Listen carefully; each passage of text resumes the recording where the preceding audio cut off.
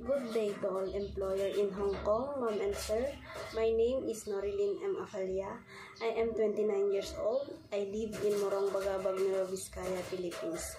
I am high school graduate. I have one sister and I am the eldest of the family. Married with 2 children, ages 10 years old and 2 years old.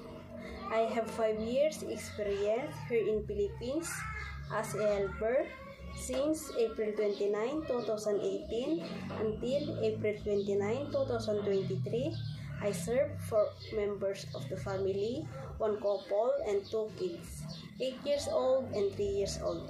My main duties and responsibilities are cleaning all around the house, washing and ironing clothes, marketing, preparing food, cooking, gardening, take care of kid and pet. 1 small dog.